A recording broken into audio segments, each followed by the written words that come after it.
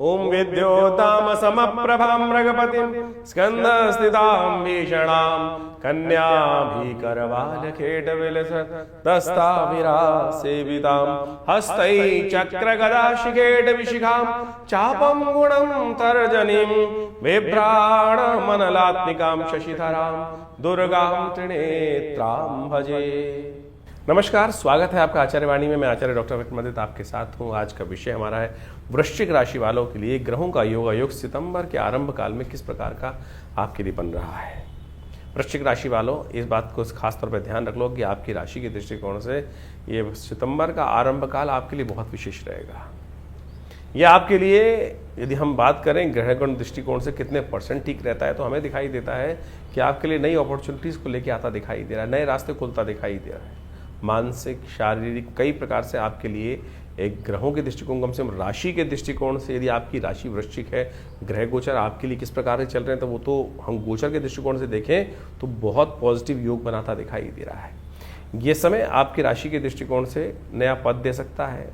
इस दौरान ग्रहण भी पड़ने वाला है और आपके लिए सबसे हर्ष की बात यह है कि ग्रहण भी आपके लिए कुछ ना कुछ नई उम्मीद लेकर आता दिखाई दे रहा है, रास्ता लेकर आता दिखाई दे रहा है। इसी सितंबर के दौरान खासतौर पर ध्यान रखें, सबसे पहले तो महालक्ष्मी के व्रत चल रहे हैं, इसी दौरान श्राद्ध रहेंगे और इसी सितंबर में नवरात्र भी आने वाले हैं। तो नई अपॉर्चुनिटीज़, नए भाग्य को खोलने के रास्ते ये विशेष तौर पर ग्रहयुग साफ साफ दिखा रहे हैं। अब आपकी दशाएं क्या चल रही हैं, जन्मपत्री में क्या योग है, वो एक अलग विषय है, लेकिन राशि के दृष्टिकोण से इस समय सितंबर का आरंभ काल तो खास तौर पर आपके लिए बहुत अच्छा जा सकता है। करीब करीब 80%, 85% ग्रह आपके कई मामलों में फेवर करने के योग बनाते दिखाई दे रहे हैं।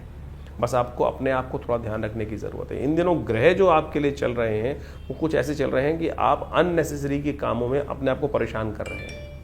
बस उस परेशानी से अपने आप को निवृत्त करें, विचार को ठीक रखने का प्रयास करें। इमोशनल पॉइंट ऑफ व्यू से थोड़े से कमज़ोर ग्रह दिखा रहे हैं, उनको आपको ठीक करने की ज़रूरत है। वो सारे उपाय हम आपको बताएंगे, कौन से समय में कौन सा खास उपाय आप कर लें और कैसा का दिन आपके लिए जाएगा, उसके लिए पूरी डिटेल तौर पर आपको हर ग्रह के प्रभाव को, परिवर्तन को अच्छे से समझने का प्रयास करना चाहिए।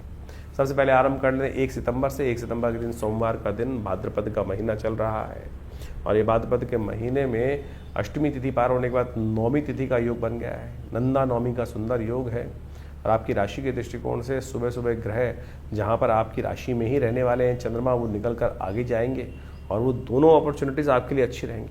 शुरू में थोड़ा मन हल्का रहेगा, लेकिन यदि आप अपनी प्रबल इच्छा शक्ति के साथ आगे बढ़ने का प्रयास करें तो बहुत अच्छा रहेगा। आने वाले समय में मंगल भी पूर्ण ताकत के होने जा रहे हैं आपकी राशि में और वो आपको और बल देने के योग बना सकते हैं।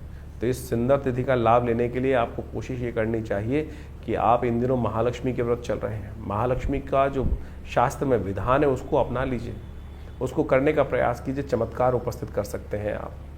इस दिन नंदा नवमी है, कोशिश ये करें गौ पूजन अवश्य करने का प्रयास करें। गाय को अवश्य कुछ हरी घास, ज्वार इत्यादि, रोटी इत्यादि अपनी सामर्थ्य के अनुसार से दें। महालक्ष्मी के व्रत का विधान जो सबसे पहले हमने बताया था, लेकिन उसको सही से समझ लें और उसके प्रयोगों को अवश्य स्थान दें। ये दिन आपके लिए चमत्कारिक हैं। महालक्ष्मी के व्रत चल रहे हैं, महालक्ष्मी के जो व्रत चल रहे हैं विशेष तौर पर आपके लिए बहुत शुभ है। इन दिनों गजकेसरी योग आपकी राशि में बना हुआ है, ये कहीं ना कहीं आपके लिए बड़ा अच्छा है। इसका पूर्ण लाभ लेने का आपको प्रयास करना चाहिए, सोच समझकर कार्य करने का प्रयास करना चाहिए। चीज़ें आपके लिए बड़ी अच्छी तरह जा सकती हैं।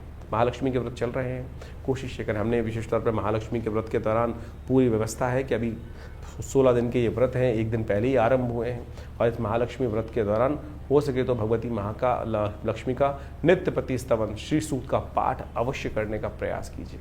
ये आपके लिए बहुत शुभ रहेगा, लाभ का रास्ता आपके लिए बनाता दिखाई देगा। तो अवश्य इस समय महालक्ष्मी व्रत का विधान आपको करने का प्रयास करना चाहिए। ये महालक्ष्मी के व्रत आपके लिए संपूर्ण रूप से मनोरथों को सिद्ध करने के योग बनाएंगे। हमने पिछली बार भी आपको बताया था कि ये महालक्ष्मी के व्रत जो हैं वो विशेष तौर पर, यदि इस दौरान महालक्ष्मी के व्रत के दौरान आप भगवती महालक्ष्मी को प्रसन्न करने के लिए नित्य प्रति महालक्ष्मी के श्री सूक्त का पाठ करें। श्री सूक्त का पाठ ऐसा अद्भुत पाठ है कि जो महालक्ष्मी को अद्भुत रूप से प्रसन्न करता है और भगवती बाध्य हो जाती हैं जातक पर अपने उस कृपा को बरसाने के लिए। ऋषि भृगु के द्वारा बनाए गए ये मंत्र है। ओम हिरण्यवर्णाम हरणीम सुवर्ण रजस्त्रजाम चंद्राम हिरण्यमयीम लक्ष्मीम जातवेदो मावा, ये महालक्ष्मी के मंत्र हैं। तो कोशिश ये करें इनको नित्य प्रति इन 16 के 16 दिनों में इसका यज्ञ करने का प्रयास करें। वैसे तो हमने विवेकानंद योगाश्रम में पूरे 16 दिन तक महालक्ष्मी का दिव्य यज्ञ रखा है, और जो लोग इसमें सम्मिलित हो रहे हैं उन्होंने सब अपना रजिस्ट्रेशन करा रखा है। आप सब लोग उसमें भी अपने साथ अपने नाम से एक ब्राह्मण की व्यवस्था कराना चाहें तो हमारे आश्रम से संपर्क साध सकते हैं। नंबर्स आपके सामने स्क्रीन पे चल रहे हैं। और ये दिव्य प्रयोग है, जिसने भी करके देखा, हमने बहुत सारे हजारों लोगों पर इनका मंत्र बताया, और जिसने इस महालक्ष्मी मंत्र का जो विशेषता पर जिसको कहा जाता है श्री सूक्त, इसका स्तवन किया है। हमारे अपने जीवन में बहुत बार आवश्यकता पड़ती है, धन के बिना तो कोई कार्य चलता नहीं है, और जब भी इसका श्रद्धा विश्वास के साथ आवश्यकता के अनुसार से इसका सानिध्य मंत्र का लिया गया है, जिन ने लिया है उन पर कृपा अवश्य हुई। लेकिन मंत्र शुद्ध होना चाहिए, शुद्ध रूप से। ये 16 मंत्र जो हैं इनको शुद्ध रूप से स्तवन यदि आप करें नित्य प्रति, और इन खास दिनों में महालक्ष्मी के व्रत के दौरान। हमने ऐसे ऐसे लोग देखे हैं कि जिनके जीवन में बिल्कुल रास्ता बन ही नहीं रहा था, तो उन्होंने भी इसका मंत्र का स्तवन कर कर लाभ लेने का प्रयास किया, तो बिल्कुल परिवर्तन का रास्ता बना। तो आप भी कोशिश ये करें, इसको सही रूप से समझकर कार्य कर लीजिए। महालक्ष्मी के दिन हैं, ये 16 दिन हैं, ये पूरे वर्ष आपके लिए लाभ देने के रास्ते अवश्य बनाएंगे, तो इसको हमें अच्छे से समझ लेना चाहिए। तो वृश्चिक राशि वालों, महालक्ष्मी के इन सुंदर व्रतों को विधान आपने समझा, आप कोशिश ये करें उसको अनुसरण करें। इन मंत्रों का ओम हिरण्यवर्णाम हरणीम सुवर्ण रजस्त्रजाम, इनका जाप, इनका यज्ञ अवश्य करने का प्रयास करें। आश्रम पे तो ये चलता ही है कार्यक्रम, उसमें भी सम्मिलित हो सकते हैं आप। 2 तारीख मंगलवार का अवसर, दशमी तिथि विद्यमान है, और ग्रह नक्षत्रों के दृष्टिकोण से इस दिन आपके लिए एक विशेष राजयोग बनकर तैयार हो रहा है। बृहस्पति से पूर्ण दृष्ट होकर चंद्रमा जिस प्रकार से विराजमान है, ये आपके लिए एक तरह से भाग्य के 4 चांद, भाग्य को 4 चांद लगाने के योग बना रहे हैं। रवि योग भी इस दिन विद्यमान है, और ये आने वाले 4-5 दिन थोड़ा सा प्रयास ज़्यादा कीजिए। आमतौर पे कई बार क्या होता है कि हम जो कार्य कर रहे होते हैं, कई 2-1 दिन रिजल्ट ना आए तो हतोत्साहित होकर बैठ जाते हैं। अब हम आपको उत्साहित कर रहे हैं कि चीज़ें बिल्कुल ठीक हैं। रात गई बात गई, नया दिन शुरू हुआ है, नए ग्रहों के साथ आया है। महालक्ष्मी का ध्यान करके, महालक्ष्मी के विशेष मंत्रों का स्तवन करते हुए अवश्य हनुमान जी कृपा प्राप्त करने के निमित्त इस कार्य में लग जाइए। चीज़ें आपके लिए फेवरेबल जाती दिखाई दे रही हैं। 3 तारीख बुधवार का अवसर, और पद्म एकादशी का योग बन रहा है। ये एकादशी बहुत विशेष है। इस दिन कई ग्रहों परिवर्तन का योग है। मंगल महाराज पूर्ण शक्ति को प्राप्त करते दिखाई दे रहे हैं, अपने ही नक्षत्र में प्रवेश करने के योग बना रहे हैं। शुक्र महाराज भी परिवर्तन की तरफ आगे बढ़ते हुए अश्लेषा नक्षत्र में प्रवेश करेंगे, और ये दोनों के दोनों जो परिवर्तन आपकी राशि के दृष्टिकोण से हैं, ये आपके लिए शुभ योग बनाते दिखाई दे रहे हैं, भाग्य से रास्ता बनाते दिखाई दे रहे हैं। जो लोग घर में कुछ नया साजो सज्जा सामान इकट्ठे करने के योग बना रहे हैं, वो समय उनके लिए अनुकूल दिखाई देता है। चीज़ों में विशेषता पर आप ऐसे में भगवान विष्णु का सुंदर स्तवन करें। विष्णु जी के निमित्त इस दिन अवश्य उनको गंगा जल से, पंचामृत से स्नान कराना चाहिए, तुलसी दल उन पर अर्पित करना चाहिए। ये ऐसा अद्भुत विधान है कि जिसको विशेष तौर पर कई लोगों ने इस पद्म जो एकादशी है इस दिन व्रत कर कर अपने घर में, अपने राज्य में, अपने संपूर्ण परिवार में समृद्धि को प्राप्त करने का योग बनाया था। तो इस दिन का भगवान विष्णु को तुलसी दल इत्यादि अर्पित अवश्य करें, परिवर्तन का योग बनता दिखाई दे रहा है। ध्यान रखिएगा, इस दिन भद्रा है, करीब करीब शाम को 6 बजे के 4 बजे के बाद आरंभ होगी, तो उस दिन के बाद समय के बाद नए कार्यों में हाथ मत डालें। 4 तारीख गुरुवार का अवसर रहेगा, और उस दिन द्वादशी तिथि विद्यमान है। ग्रह परिवर्तन की तरफ जा रहे हैं, और ये परिवर्तन आपकी राशि के दृष्टिकोण से पराक्रम में इजाफा करने के योग बनाएंगे। इसमें आपको विशेष तौर पर ये ध्यान रखना है कि अपने समय को बर्बाद नहीं होने देना है। कई बार क्या होता है कि हमारा समय बिल्कुल अनुकूल होता है, लेकिन फिर भी हम सोच विचार इधर उधर कई फालतू कामों में अपने आप टाइम को बर्बाद करने का प्रयास करते हैं। ग्रह आपके लिए ऐसे हैं कि आने वाले 2-3 दिन में यदि आप परिश्रम को बिल्कुल, जैसे कहा जाता है ना, लेंस को फोकस करते हुए कार्य करोगे, एक बिल्कुल ध्यान को एकाग्र करके काम करोगे, लक्ष्य को सिद्धि करने के लिए लक्ष्य पर ध्यान केंद्रित करके कार्य करोगे, तो बहुत सारे कार्यों को विजय प्राप्त करने के योग बना सकते हैं। वामन जयंती है इस दिन, तो ब्राह्मणों की सेवा करें, ब्राह्मणों का आशीर्वाद लेने का प्रयास करें, उनको विशेष तौर पर 5 प्रकार की चीज़ों को दान करने का प्रयास अवश्य करना चाहिए। आपको वस्त्र हो गए, आपको दक्षिणा हो गई, जूते हो गए, पंखा हो गया, ये सब चीज़ें, खाने के सामान हो गया, ये सब चीज़ें अपनी श्रद्धा के अनुसार से वामन जयंती पर देने चाहिए। उससे कष्टों को निवृत्ति का योग बनता है। 5 तारीख शुक्रवार का अवसर, द्वादशी के बाद त्रयोदशी तिथि विद्यमान हो गई है। शुक्र प्रदोष का योग बना हुआ है, और ग्रह नक्षत्रों के दृष्टिकोण से योगा योग जो है वो आपकी राशि में भाग्य से लाभ देने के योग बना रहे हैं। इस वक्त शुक्र के सम्मुख होकर चंद्रमा जिस प्रकार से विराजमान होकर योग बना रहे हैं, ये नई प्रकार की समृद्धि का रास्ता आपके लिए खुलते दिखाई दे रहे हैं। लेकिन ध्यान रखिएगा, पारिवारिक दृष्टिकोण से कहीं ना कहीं संसार के थपेड़े जो आप पर पड़ते हो रहते हैं समय समय पर, उससे आप कहीं थोड़े से मानसिक तौर पे इन दिनों विक्षिप्त चलते दिखाई दे रहे हैं। उस संसारिक खेल ऐसे ही रहेगा, कभी धूप कभी छाँव। बस उसमें हमें ये ध्यान रखना है कि जब छाँव आए तो किस प्रकार से हमें लाभ लेना है। लेकिन कई लोगों को छाँव लाभ देती है, कई लोगों को धूप लाभ देती है, वो समय का खेल है। तो ऐसे में इस वक्त को आप समझने का प्रयास करें। जो सांसारिक जो फिलॉसफी है इसमें ना फंसे कि किसके लिए करूं काम, क्यों करूं, कैसे करूं। समय अनुकूल है, इसको समझते हुए कार्य कर लोगे तो आपके लिए अच्छा रहेगा। शुक्र प्रदोष है इस दिन, सांसारिक इच्छाओं की पूर्ति के लिए भगवान शंकर को आपको अवश्य गाय के दूध से या दही से अभिषेक करने का प्रयास करना चाहिए। शाम को सूर्यास्त होने के बाद इस प्रकार का अभिषेक त्र्यंबकम मंत्र का जप करते हुए या रुद्री का पाठ करते हुए आपके लिए कल्याणकारी रहेगा। 6 तारीख शनिवार का अवसर, चतुर्दशी विद्यमान है। अनंत चतुर्दशी का सुंदर योग चल रहा है। अनंत फल को देने वाली ये चतुर्दशी शास्त्र के दृष्टिकोण से कही जाती है। ग्रह परिवर्तन की तरफ जाएंगे और ये परिवर्तन आपके लिए नया सुख भोग देने के योग बना सकता है। थोड़ा ध्यान इस बात पे रखना पड़ेगा कि चंद्रमा राहु के साथ भ्रमित है। सब कुछ अच्छा होते हुए भी बृहस्पति से दृष्टि पूरी तरह से चंद्रमा पर पड़ रही है और ये आपके लिए कहीं ना कहीं कल्याणकारी है, खराब नहीं है। लेकिन जैसा राहु के साथ मन का ग्रस हो जाए, ऐसे राहु भ्रमित करने वाला ग्रह है और मन जब उसके साथ होता है तो हम अच्छी चीज़ों को सब कुछ होते हुए भी लाल किले पर पहुंच पे लाल किले का आनंद नहीं ले सकते। यानी अच्छी डेस्टिनेशन पर पहुंचकर जो हमारा लक्ष्य है उसको सिद्धि प्राप्त करने के बाद भी हम सुख से वंचित हो जाते हैं कई बार। तो ऐसे में राहु का उपचार बहुत ज़रूरी है आपके लिए। तो ऐसे में इस बात का ध्यान रखते हुए कार्य करना चाहिए आपको। इस दिन अनंत चतुर्दशी है, जितना पुण्य करोगे उतना बढ़िया लाभ प्राप्त होगा। इन दिनों आपकी राशि के दृष्टिकोण से जो ग्रह योग चल रहे हैं, शनि महाराज बुद्धि में चल रहे हैं, वक्री स्थिति में है, जो बुद्धि को सही दिशा नहीं दे रहे दिखाई दे रहे हैं। राहु भ्रम को उत्पन्न करते दिखाई दे रहे हैं। सुख भाव में चल रहे हैं, जमीन जायदाद वाले भाव में चल रहे हैं। वो कहीं ना कहीं दोनों ग्रहों का जो प्रभाव निष्क्रिय करने के लिए अवश्य उनके निमित्त कुछ ना कुछ कार्य करना चाहिए। आप हो सके तो सुंदरकांड का पाठ करें, हनुमान चालीसा का पाठ करें, वो आपके लिए अच्छा रहेगा। 7 तारीख रविवार का अवसर है। इस दिन ग्रहण पड़ रहा है और आपकी राशि के दृष्टिकोण से चतुर्थ भाव में पड़ता हुआ ग्रहण आपके लिए ज्योतिष के दृष्टिकोण से कई नई अपॉर्चुनिटीज के लाने के योग बनाएगा। यह आपके लिए खासतौर पर सुख, सांसारिक सुख देने के योग भी बना सकता है। सांसारिक इच्छाओं को जो आपके मन में है, जिसमें आप कार्य कर रहे हैं, उनमें सफलता देने के योग आने वाले कुछ दिन तक बनाने के योग दे सकता है आपके लिए।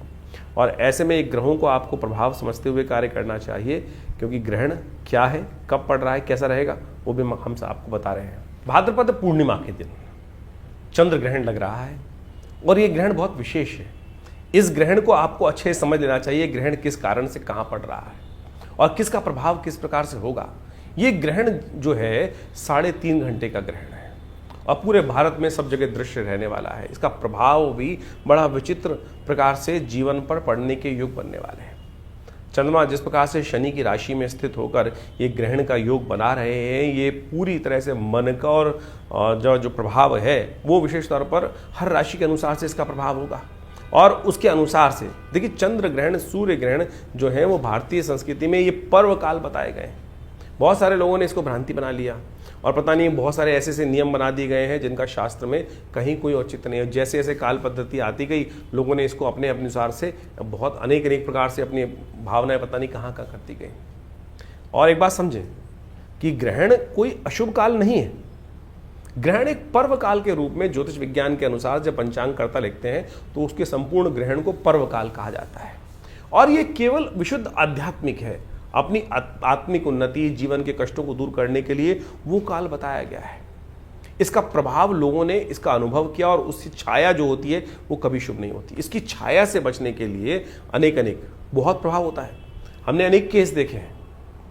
हमारे एक परिवार में व्यक्ति थे और कहा जाता है, उन्होंने जब देखा, हमने वो घटना स्वयं देखी है कि उनकी माताजी ग्रहण काल में सो गई थी और जब उनका जन्म हुआ तो उनके कान कई प्रकार से बंद थे, बहुत सारी शारीरिक तौर पे विक्षिप्तियां थी। तो ऐसा घटनाएं बहुत सारी होती हैं। उसी घटना को बचाने के लिए शास्त्र में कहा गया है कि ऐसे समय में केवल हमको भगवान परमात्मा का भजन करने का प्रयास करना चाहिए। और उस छाया को दर्शन में नहीं जाना चाहिए। छाया उस यानी आप घूमते फिरें, बहुत सारे लोग तो ऐसे भी हैं कि घूमते फिरते रहते हैं, कुछ प्रभाव नहीं होता है। शास्त्र में प्राचीन काल में ऋषियों ने इस पर शोध किया कि जो ग्रहण की किरणें होती हैं, ग्रहण का समय होता है, उसकी छाया किसी प्रकार भी शुभ नहीं मानी जाती थी, इसीलिए उससे बचने के लिए। अब आप समझे, सूर्य ग्रहण पड़ रहा हो, लोग देखने का प्रयास करते थे, खगोलीय घटना तो है, जो बाहर के वैज्ञानिक हैं वो ये केवल कहते खगोलीय घटना तो है, उसका प्रभाव पड़ रहा है, अगर देखोगे तो आंखें अंधी हो जाएंगी। आप उसकी जो ग्रिडल होती है उसको देखने के लिए, उस अंगूठी को निकलते हुए देखने के लिए लोग कितने लालायित होते हैं। देख लीजिए खुली आंखों से, क्यों प्रभाव नहीं है? ग्रहण का प्रभाव है, खुली आंखों से देखोगे खगोलीय घटना को तो आंखों में प्रभाव पड़ेगा। जब उसका प्रत्यक्ष प्रभाव है तो सूक्ष्म प्रभाव भी होगा, और ज्योतिष ने, हमारे आचार्यों ने, ऋषि मुनियों ने उसके प्रत्यक्ष के साथ साथ सूक्ष्म प्रभाव को भी समझने का प्रयास किया। तो इस प्रकार से बहुत सारे आप बच्चे देखते होंगे, कई बार क्या होता है कि ग्रहण काल में जो बच्चे जन्म लेते हैं, उसके आसपास जन्म लेते हैं और उनकी माता जी की छाया ग्रहण की पड़ गई होती है, तो कई प्रकार के पैचेस स्किन पर भी आने के योग बन जाते हैं। ज्योतिष ने इस प्रकार को भी अध्ययन किया कि जो पैचेस हैं, अंग भंग हैं, वो सब उसके कारण से हो जाते हैं, तो उससे बचने का प्रयास करना चाहिए। इसलिए कहा जाता है कि ग्रहण काल में बाहर ना निकलें। और क्या कहा जाता है, और अगर एक नियम बनाया गया, एक बहुत विशेष तौर पे समझने का नियम है, ग्रहण जो विशेष तौर पे साधना करना चाहता है उसके लिए कहा गया कि उस समय भोजन ना करें, और भोजन ना करें उस समय बैठकर भजन करें, परमात्मा का आराधना करने का प्रयास करें। और यदि वो नहीं करेंगे तो क्या होता है उसके लिए, और उसके साथ साथ ये नियम बताया कि उनके लिए नियम है कि आप ग्रहण का जब सूतक काल आरंभ हो जाए तो आप भोजन ना करें, और उस समय अपने आप को तैयार करें। जब ग्रहण आ जाए तो उस समय साधना करें, मंत्र जप करें और दान पुण्य करें। ग्रहण के आरंभ में आपको स्नान करना चाहिए, ग्रहण काल में यज्ञ करना चाहिए, और ग्रहांते दानम, ग्रहण के अंत में दान करने की व्यवस्था है। ये नहीं तो बहुत सारे लोग क्या करते हैं कि ग्रहण काल में कौन दान लेगा? ग्रहण काल के अंत में हमें दान देने का प्रयास करना चाहिए। ग्रहण काल में जो कार्य किया जाता है, कहा जाता है उसका 100 गुना अधिक प्रभाव पड़ता है। तो इसलिए ग्रहण को पर्व कहा गया है। जो मंत्र आप जब साधारण समय में करेंगे, यदि मानसिक तौर पर ग्रहण के समय में उस मानसिक जप को कर लें तो उसका कई गुना अधिक प्रभाव हो जाता है। ग्रहण काल में यदि यज्ञ कर लें तो उसका जो वैसे ही मंत्र जप से कई 10 गुना अधिक प्रभाव यज्ञ के जप का बताया गया, मंत्र के जप का से ज्यादा 10 गुना प्रभाव यज्ञ का बताया गया है। और वही यदि ग्रहण काल में कर लेंगे तो कई गुना अधिक उसका प्रभाव, 100 गुना अधिक प्रभाव उस कर्म का उस समय में होता है। एक बार एक कार्य कर रहा था, बहुत सारे एक व्यक्ति ने मुझसे बड़ा अजीब सा प्रश्न किया कि ग्रहण काल में हम तो शारीरिक संबंध बनाएंगे, ग्रहण काल में शारीरिक संबंध बनाते। मैंने कहा तुम नहीं हो, पहले तुमसे भी पहले बहुत सारे हुए हैं, तुमसे भी पहले इस कार्य करने के लिए बहुत सारे हुए हैं। केकसी का वर्णन शास्त्र में आता है, रावण की माता का। कहा जाता है कि ग्रहण एक संधि काल है, ग्रहण एक संधि काल है, और संधि काल के अंदर हमें केवल परमात्मा का स्मरण करने का प्रयास करना चाहिए। केकसी ने संधि काल के अंदर, ऐसे ही समय के अंदर शारीरिक संबंध बनाए, और कहा जाता है कि रावण की उत्पत्ति उसीलिए हुई, उसी काल में संपर्क बनाने के कारण से वो समय जिस कार्य के लिए जो श्रेष्ठ कार्य है उसको ही हमें समझने का प्रयास करना चाहिए। लोग समझते नहीं है। शास्त्र में इस कथा को वर्णित किया गया है कि संध्या काल में, और ऋषि कह रहे थे अरे क्या करने जा रही हो तुम, इस समय में परमात्मा कामातुर होकर, इस समय का संबंध बनाने का समय नहीं है, ये समय कुछ और होता है। लेकिन केकसी मानी नहीं, और केकसी ने उसके कारण से ही रावण की उत्पत्ति हुई। तो यानी आप समझे कि बहुत सारे लोग आज की तारीख में खुराफात दिमाग में लोगों को चलती रहती है, और जैसी खुराफात, आपने जो प्रश्न आपके मन में उठ रहे हैं, हमारे शास्त्र इतने बड़े हैं कि कहीं ना कहीं उस आपसे पहले वो प्रश्न लोगों के मन में उठ चुके हैं। और इस प्रकार के जब मैं एक प्रोग्राम कर रहा था तो मैंने मुझे याद आ गया, तो ये ऐसा प्रश्न एक व्यक्ति ने मुझसे किया, तो मैंने यही सार उस समय उपस्थित किया था कि आप पहले नहीं है भैया, आपसे भी पहले बहुत सारे लोग इस प्रकार का व्यभिचार कर्म कर चुके हैं, तो उसका प्रभाव होता है। तो आप समझें, ये ग्रहण काल जो है, ये पर्वकाल जो इस दिन बनने जा रहा है, जो समय चंद्र ग्रहण का बन रहा है 3.5 घंटे का रहेगा, करीब रात्रि में भारत के टाइम के अनुसार से समझे तो करीब 21 बज के यानी 9:57 पे शुरू होगा ये समय, और रात्रि में अगले दिन जो समय रहेगा, जिसको गणनाओं में लिखा जाता है 25:27 यानी रात को 1:27 तक ये ग्रहण काल चलने वाला है। कोशिश करें इस समय भगवान के नाम का स्मरण करें। हमने विवेकानंद योगाश्रम में इस पूरे ग्रहण काल के अंदर यज्ञ रखा है, और उसमें बहुत सारे विभिन्न मंत्रों का, विभिन्न प्रयोगों का हम सामूहिक तौर पे बहुत सारे कार्य करते ही आए हैं। और ऐसे में कहा जाता है कि अपने कष्टों को दूर करने के लिए हमें अवश्य कुछ ना कुछ भगवान का स्मरण मंत्र जप अवश्य अपने रूप में रहने का प्रयास करना चाहिए। उससे आपके जीवन में कष्ट दूर होने का योग बनेगा। ये सिद्धांतिक तौर पर हमें समझ लेना चाहिए। ये बिल्कुल सत्य प्रमाणित चीज़ें हैं, इसमें कहीं कोई कपोल कल्पित नहीं है। आप समझें, ग्रहण काल के अंदर क्या कहा जाता है कि अगर ग्रहण के पंचांग के अंदर नियम सोचें कि जो ये नियम है ये साधक के लिए हैं। अबाल, जो बच्चे छोटे जो बच्चे हैं, प्लस जो वृद्ध है या बीमार है, वो दवाई भी खा सकते हैं, वो अपना भोजन भी कर सकते हैं। ये भोजन का नियम जो है, यदि ये वो नियम होता कि ऐसे में कुछ विकड़ने पड़ती हैं और विकड़ने पड़ने से भोजन सब खराब हो जाता है, तो फिर क्यों बच्चों को और वृद्धों को और साथ साथ जो बीमार हैं उनको उससे नियम से हटा दिया गया? अब ये भ्रांति कहाँ से फैली है? पंचांग, किसी पंचांग को उठा के देखो, उसके अंदर पंचांग करता या ग्रहण के नियम के विरावली के अंदर ये लिखा गया है कि ये जो नियम है इसमें बच्चों के लिए नियम नहीं है। ये नियम जो है वृद्धों के लिए नहीं है, बीमारों के लिए नहीं है। वो अपनी जो नियम कर रहे हैं वो कर सकते हैं। ये साधना के नियम है। तो आज जो एक से एक विद्वान लोग उपस्थित हो जाते हैं और कह देते हैं कि खाना खराब हो गया, ऐसा हो गया, वैसा हो गया, ये बाह्य बातें लोगों ने उपस्थित कर दी। तो इसको उस प्रकार से ना ले। मैंने आपके समक्ष, हमने यहाँ बहुत छोटा सा एक विवेचना यहाँ अपने मति के अनुसार से उपस्थित करने का प्रयास किया है।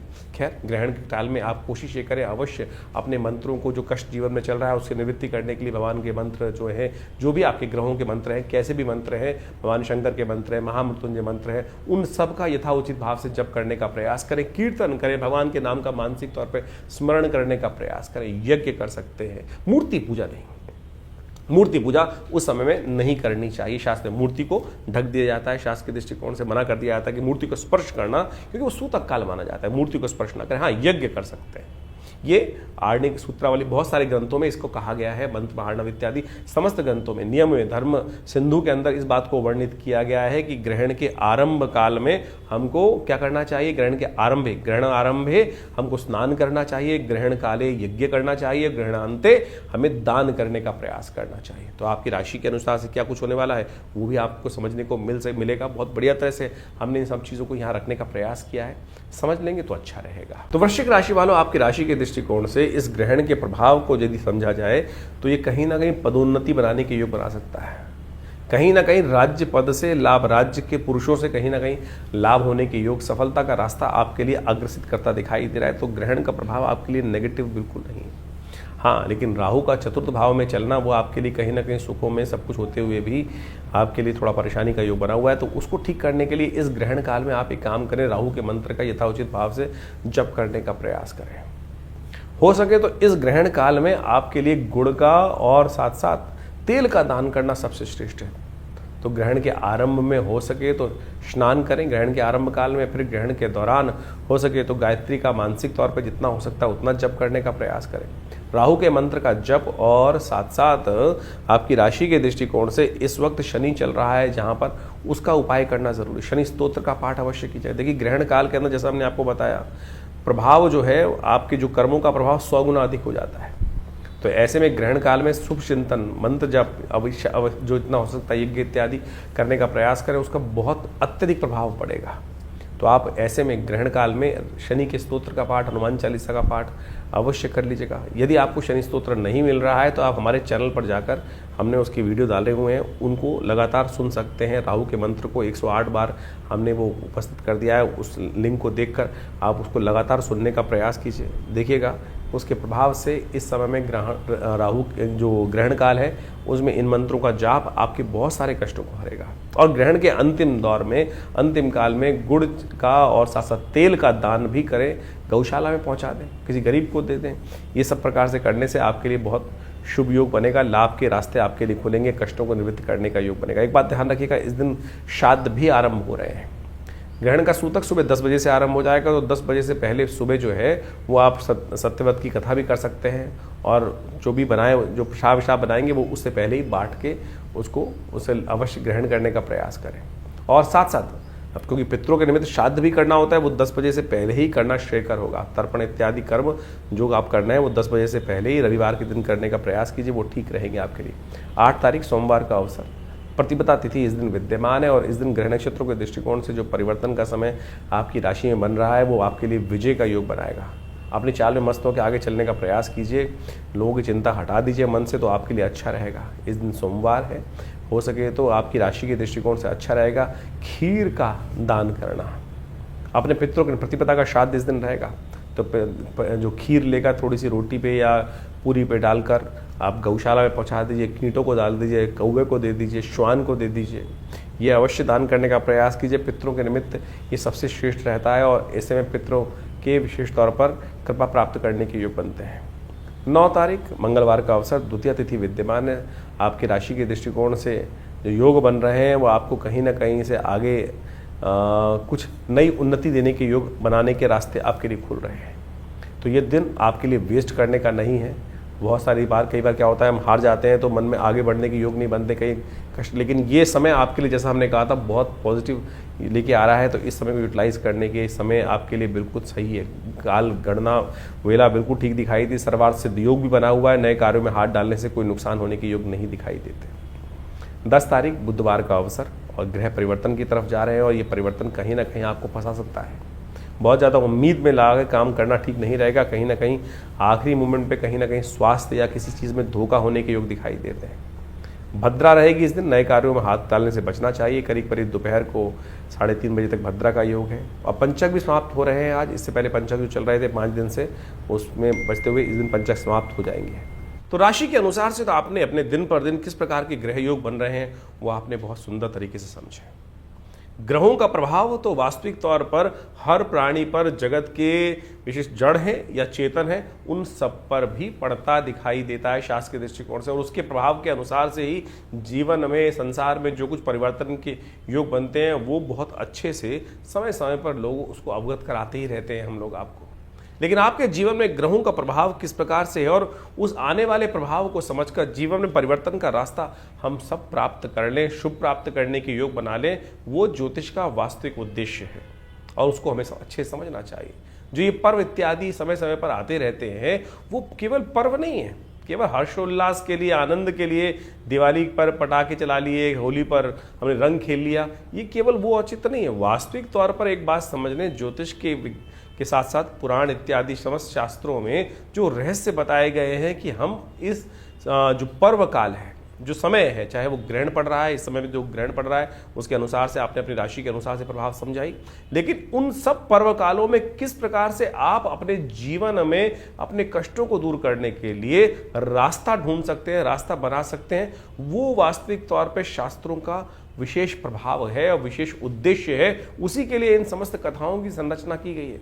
ये केवल इतिहास नहीं है। बहुत सारे लोग केवल इतिहास में केवल आनंद से समय काटने के लिए इन कथाओं का श्रवण कर लेते हैं। नहीं साहब, ये वास्तविक तौर पर हमारे जीवन में उन सिद्धांतों से समझकर अपने जीवन के कष्टों को दूर करने के लिए, समस्याओं को दूर करने के लिए, उस परम लक्ष्य को प्राप्त करने के लिए कि आगे बढ़ सके, जीवन को शुभ कर सके, सबकी सेवा कर सकें, उस भाव को समझने के लिए हमको ये कथाओं के कथानक जो है शास्त्रों में वर्णित किए गए। अभी आपने जिस प्रकार से अपने जो प्रकार से आप समझें ये ग्रहण इत्यादि हो रहे हैं, इसका प्रभाव आपने समझाई। इसके साथ साथ जो अभी विशेष तौर पर एक बात और समझें कि श्राद्ध आरंभ हो रहे हैं। श्राद्ध का विशेष पर्व हमें समझ लेना चाहिए। ये श्राद्ध का जो काल है ये विशेष तौर पर हमारे दायित्व का समर्पण है, ऋण का समर्पण है, ऋण से निवृत्ति का मार्ग है। जो हमारा कर्तव्य अपने पितरों के प्रति है उससे निवृत्ति का मार्ग बताता है।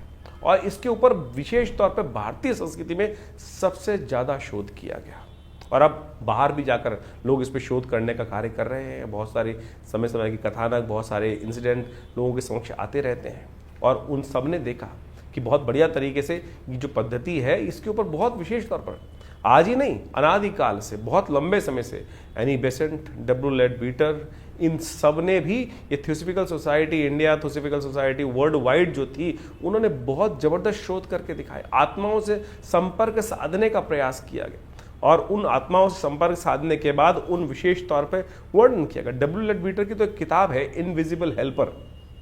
यदि आप उस किताब को पढ़ने का प्रयास करेंगे, समझने का प्रयास करेंगे, उसमें जो इंसिडेंट बताए गए हैं उन्होंने उनको सही से समझोगे तो सही रूप से समझना कि जीवन में बहुत सारे कष्टों को दूर करने का योग बना सकते हैं। एक व्यक्ति हमारे आश्रम में आए बहुत वर्ष पुरानी बात है, और यहीं फरीदाबाद से संबंध रखते थे, और वो हमारे आश्रम पर आकर उन्होंने अपने जीवन में घटी हुई प्रत्यक्ष घटना को वहाँ बताया। बहुत अद्भुत घटना है, समझनी चाहिए कि किस प्रकार से उस घटना क्रम से कैसे उनके जीवन में परिवर्तन आया। काल घटना है, खंड है और निकल जाता है। एक बार एक घर में कहा जाता है वो व्यक्ति जब आया उसने बताया कि उनके बड़े भाई की मृत्यु हो गई थी, और बड़े भाई की जब मृत्यु हो गई उस बड़े भाई की एक लड़की भी थी जिसकी शादी नहीं हुई थी। छोटा भाई दायित्व आया बड़े भाई की करने के लिए, कुछ परेशान सा रहता था कैसे, इतना बढ़िया समृद्ध परिवार था नहीं। ये घटना आज से बहुत लंबी पुरानी नहीं, कुछ ही वर्ष पुरानी घटना है, और हमारे आश्रम में हमारे पिताजी उन दिनों विद्यमान थे। उनके समक्ष आकर उसने जब ये बात रखी, आज बाई चांस वो बात हमको याद आ गई। हमको समझना चाहिए किस प्रकार से दिवंगत आत्माएं आपके जीवन में आकर आपके कष्टों को दूर करने का योग बना सकती हैं। वो व्यक्ति आश्रम पे आया और उसने बताया कि इस कारण से घटना घटी, बड़े भाई चले गए, घर में एक बड़ी लड़की भी थी और साथ में बहुत सारे और भी दायित्व थे जो निर्वाह नहीं हो पाए थे। एक दिन रात में जब वो छोटा भाई सो रहा था तो उसको ऐसी ही कोई खटपट सुनाई थी, और ऐसा लगा कि जैसे बड़ा भाई जिसकी मृत्यु हो गई थी वो कह रहा हो आकर उसके कान में, क्या रे उठ, तेरे घर में चोरी होने वाली है, भैंस को कोई चुरा के ले जाने वाला है। एकदम उसको उठा, खटपट से आवाज़ सुनकर जैसे उठा तो देखा भैंस खुली हुई है, और उसको लगा ऐसे ही कुछ हुआ होगा, भैंस खुली पड़ी होगी या कोई चोर वोर होगा, भाग भूग गया होगा, किसी ने खोली। कैसे खुल गई, रस्सा खुला हुआ था, यानी वो व्यक्ति ने ये बात रखी, उसने दोबारा बांध बूंद दिया। 2-3 दिन बाद फिर एक घटना घटी, उसके आभास हुआ कि रात्रि में उसके भाई जो दिवंगत थे वो आके उसको बोल रहे हैं, चिंता मत कर, तो तू इतना परेशान रहता है कि जो घर के जो दायित्व है, बिटिया की शादी है, सब हो जाएगी। मैं तेरे को एक रास्ता बता रहा हूँ, इस रास्ते को अपना। वो जो व्यक्ति गाँव में बैठा था, जो छोटा आदमी था, जो छोटा भाई था, वो सट्टे का काम करता था। सट्टे का काम उन दिनों बहुत ज़्यादा चलता ही है, सट्टे में अनाज की खरीद के उनमें सट्टे का काम करता था। उसने उस भाई को सपने में आके बताया कि इस चीज़ के दाम आने वाले कुछ दिन तक लगातार बढ़ने वाले हैं, थोड़े से पैसे लेके इसमें लगा दियो और जो पैसा फ़ायदा हो उसके द्वारा बिटिया की शादी कर दियो। उसने कुछ दिन देखा और उसके बाद जब वो चीज़ का अनुभव हुआ तो उसने थोड़े से पैसे लेकर उसमें लगाए और उससे उसको लाभ हुआ। यानी वो दिवंगत आत्मा आपके प्रति किस प्रकार से निष्ठावान है, आपके भी पूर्वज आपके प्रति सुंदर रूप से निष्ठा रखते हैं। बहुत सारे लोगों ने ये भ्रांति फैला दी कि पितृ रुष्ट हो गए। पितृ रुष्ट, अरे पितृ रुष्ट कभी क्यों? आपके माता पिता बड़े बुजुर्ग आपसे रुष्ट नहीं होते। आप अपना कर्तव्य का पालन नहीं करते हैं, कर्तव्य जो निष्ठ नहीं है, जो उनको क्या चाहिए, उनको आपके पितरों को क्या चाहिए? केवल जल ही तो चाहिए, समर्पण चाहिए, श्रद्धा का समर्पण ही तो चाहिए। जो शास्त्र में कहा गया है कि भाई तुमको ब्राह्मण भोजन करा दो, गरीब को अन्न करा दो, गाय को ग्रास डाल दो, यही तो कहा गया है। इसी से पितृ ऋण से निवृत्ति आती। पितृ दोष नहीं होता, पितृ ऋण है जो आपके ऊपर चलकर परेशान करता है। हम भूलते चले जा रहे हैं उन दिवंगत आत्माओं को जिनके प्रति हमारा कर्तव्य था। पुराने जमाने में कोई भी शादी हो, ब्याह हो, अपने पितरों के निमित्त एक थाली निकालने की व्यवस्था चलती थी, और वो पितृ रहते हैं आपके आसपास, कहीं दूर नहीं जाते। हमारे शास्त्रों में 3 पीढ़ी तक हर व्यक्ति को, चाहे छोटा भाई है, चाहे बड़ा भाई है, चाहे बहन है, चाहे स्त्री है, चाहे पुरुष है, हर व्यक्ति को अपने पितरों के निमित्त वो तर्पण करना, वो भोजन कराना, गरीबों को भोजन कराना शास्त्र में वर्णित है। केवल ब्राह्मण को ही नहीं, इस बात को कि बहुत ब्राह्मण यदि जमा सके तो बहुत श्रेष्ठ है। भारतीय संस्कृति में जिस प्रकार से बताया है, नहीं तो किसी भी भिक्षुक को, किसी भी गाय को, बहुत सारे शास्त्र में कथाएं आई हैं कि ब्राह्मण नहीं मिल रहे थे लोगों को तो गऊ को भी खिलाया लोगों ने, और वही कर्तव्य शास्त्र में बिल्कुल ठीक हुआ। तो आप समझें कि भारतीय संस्कृति में जो ये बात बताई गई, जो श्राद्ध आ रहा है, इसका ध्यान रखेगा। अपने पितरों के निमित्त नित्य प्रति यदि ये 5 कर्म कर सके, एक तो ब्राह्मण भोजन, गऊ को ग्रास निकालना, और उसके अलावा कोशिश करें गायत्री जप या यज्ञ अपने पितरों के निमित्त अवश्य यथाउचित भाव से कम 1 माला स्वयं कर सकते हैं। मानसिक तौर पर माला लेके बैठ जाए और अवश्य उनके निमित्त कर दें, हाथ में जल लेकर उनको उसका कहते हैं कि ये दिवंगत आत्माओं की आत्म शांति के लिए उनके लिए किया गायत्री का जप कर लीजिए। और साथ साथ तर्पण इत्यादि, तर्पण करना, तर्पण हर रोज आपको करने के प्रयास करना चाहिए। थोड़ा जल लेकर इस पितृ तीर्थ से, अंगूठे से लेकर इस क्षेत्र से, इन पूरे के पूरे जो 16 दिन पड़ेंगे, पितृपक्ष जो आता है, हर रोज अपने जिसमें जो भी दिवंगत आपको याद है, ऋषि तर्पण, पितृ तर्पण, हमें दिवंगत जो करना चाहिए अवश्य शास्त्र में नियम है, उनको करने का पूरा विधान शास्त्र में वर्णित है। किसी अच्छे विद्वान ब्राह्मण के द्वारा करा देंगे तो बहुत अच्छा लगेगा। तो ये सब चीजें, अभी तो एक बहुत बड़ी घटना घटी, विश्व के एक बहुत बड़े, अमेरिका के एक बहुत बड़े एक्टर हैं, उनके परिवार में किसी की मृत्यु हुई और वो व्यक्ति जो लड़का था उनका, वो बार बार उनके सपनों में आ रहा था और सपने आके उसको लगता था कि ये स्थिति इसकी अच्छी नहीं है। बहुत कुछ उसने अपने धर्म के अनुसार से, ईसाइयत के अनुसार से करने का प्रयास किया, लेकिन वो बहुत से डॉक्टरों को दिखाया, एक बहुत बड़ा एक्टर है, और उनके साथ वो घटना घटी और फिर वो भारत में आते हैं। और जब कुछ कई साइकोलॉजिकल, उनको लगा कि साइकोलॉजिकल डिसऑर्डर हो गया, साइकेट्रिस्ट को दिखाया, बहुत सारे, जिस प्रकार से कोई रास्ता नहीं निकल रहा था। लेकिन फिर जब भारत में आए और संपूर्ण रूप से तर्पण इत्यादि का जो कार्य जो भारतीय संस्कृति में बताया गया, विद्वानों के द्वारा कराया गया, फिर उसने अपनी ऑब्जर्वेशन लिखी है कि नहीं, उसके बाद से वो समस्या है। तो आप में हमारे पास तो लगातार इस प्रकार के लोग पूरे विश्व से आते ही हैं, और जो जो पद्धति हमने कराई, जो जो पद्धति शास्त्र में वर्णित है, वो सब हमने कराई। तो आप सत्य माने, वो जो कष्ट जीवन में चल रहा था, लगातार आत्माएं आके परेशान, अगर आपके सपने में कोई दिवंगत आत्मा बार बार आ रही है, आपके पितरों के निमित्त जो आत्मा आ रही है और वो किसी अच्छी अवस्था में नहीं है, तो समझ लीजिए कहीं ना कहीं पितृण है और वो अपेक्षा कर रही हैं आपके साथ कि हमको अपना, आपके कर्तव्य जो है वो सही से नहीं कर पा रहे हैं। तो उनके लिए गायत्री जप करा दीजिए, गायत्री सवाला गायत्री जप कराना। और इन श्राद्ध काल, वैसे तो हर रोज़ हमारे यहाँ तो कहा गया है कि हर लड़के को, लड़की को अपने जो पितृगण हैं उनके निमित्त थोड़ा सा तर्पण अवश्य करना चाहिए। नित्य प्रति देवताओं की पूजा करते वक्त जो संध्या वंदन किया जाता है, उसके साथ पितरों के निमित्त तर्पण करना भी शास्त्र में बहुत ज़रूरी बताया गया है, तो आप अवश्य करें।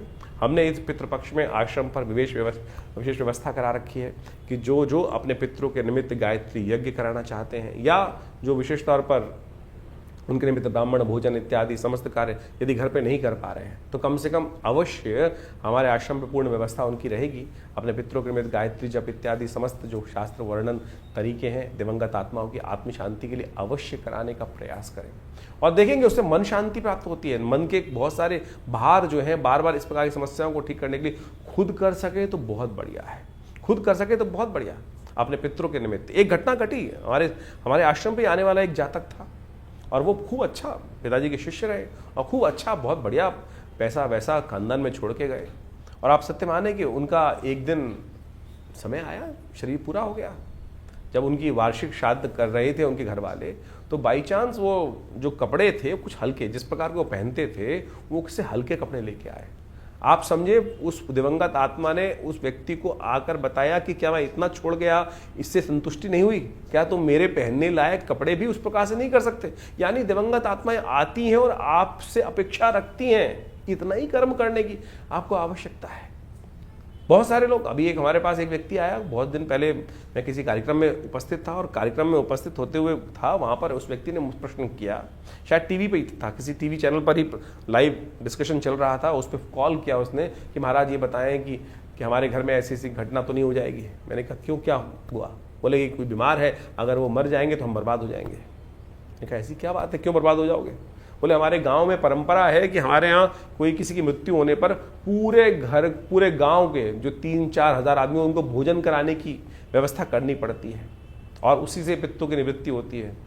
ये शास्त्र में कहीं वर्णित नहीं है भाई, शास्त्र में कहीं नहीं कहा गया इस प्रकार की बातें कि आप उधार लो, पैसे नहीं है, और उससे लेकर लोगों को भोजन कराओ। यदि पितृ कार्य करने के लिए आप कोई पैसा उधार लेकर अपने पितरों का तर्पण इत्यादि कार्य कर रहे हैं, तो पितृ उससे संतुष्ट नहीं होंगे। शास्त्र में वर्णित नहीं है। आपकी जितनी, अगर आप घास भी गाय को खिला देंगे ना, तो वो भी वास्तविक तौर पर आपके पितरों के दायित्व से निवृत्ति के लिए, उनकी संतुष्टि के लिए बहुत है। आप भाव भी कर देंगे, तर्पण भी कर देंगे, जल से ही तर्पण हो सकता है, और इसका शास्त्र में कोई बहुत पैसा नहीं चाहिए किसी को। ये बात ध्यान रखें कि पैसों से पितृनिवृत्ति नहीं, आपके घर में कोई दिक्कत है बहुत ज़्यादा, इस बात को हमको अच्छे से समझ लेना चाहिए। तो ये सारी बातें हमने आपके समक्ष इसलिए रखी क्योंकि श्राद्ध पक्ष अभी आरंभ हो रहा है, हमने इस कार्यक्रम में आपको बताया। तो अवश्य इन सब चीज़ों को समझकर इनको करने का प्रयास करें, इससे आपके जीवन के बहुत सारे कष्ट दूर होने के योग अद्भुत रूप से बनेंगे। और हमारा ये संस्थान लगातार इस संबंध में बहुत सारे कार्य करता ही रहता है, समय समय में बहुत सारे यज्ञ इत्यादि बहुत सारे कार्यक्रम चलते ही रहते हैं। आप सब उनमें जुड़ सकते हैं। हर रविवार को तो विशेष कार्यक्रम यज्ञ का होता ही है, मंगलवार को सुंदरकांड का पाठ होता है, और बहुत सारे समय समय पर उत्सव के यज्ञ रहते हैं। अभी नवरात्र का यज्ञ रहेगा बहुत बड़ा, उसमें सम्मिलित सचंडी का सुंदर कार्यक्रम रहेगा। तो ये सब जो उत्सव जिससे हमने आरंभ किया था, ये उत्सव है, ये केवल उत्सव नहीं है, ये केवल पर्व नहीं है, ये हमारे जीवन के कष्टों को दूर करने का सुंदर मार्ग है। तो अवश्य इनको हमें अपनाने का प्रयास करना चाहिए। और इनसे वैज्ञानिक विधान जो है इनको समझते हुए कार्य करने का प्रयास करना चाहिए।